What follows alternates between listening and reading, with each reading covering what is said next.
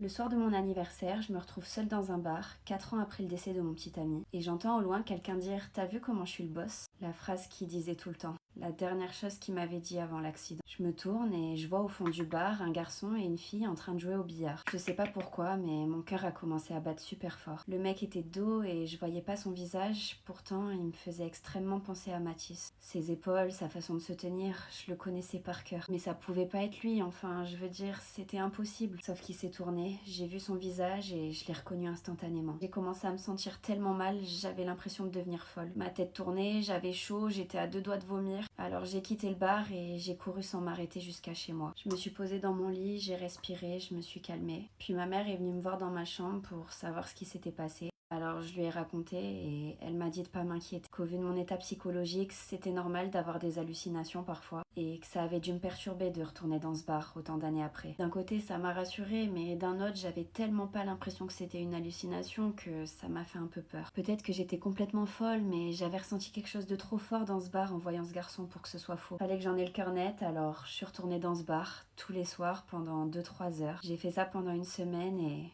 je l'ai jamais revu. Ma mère avait raison, je voulais tellement le revoir et je pensais tellement fort à lui que je l'avais rêvé. Et en vrai, je me suis rendu compte que ça me faisait du bien d'aller dans ce bar, même si je savais que je ne l'y verrais pas. Donc j'ai continué à y aller tous les soirs. Je me posais et je repensais à lui, à nous. Je plongeais dans mes souvenirs, je riais parfois, je pleurais d'autres fois. Jusqu'au jour où, quelques semaines plus tard, j'ouvre la porte du bar pour le quitter et je me retrouve nez à nez avec lui, qui s'apprêtait à entrer dedans.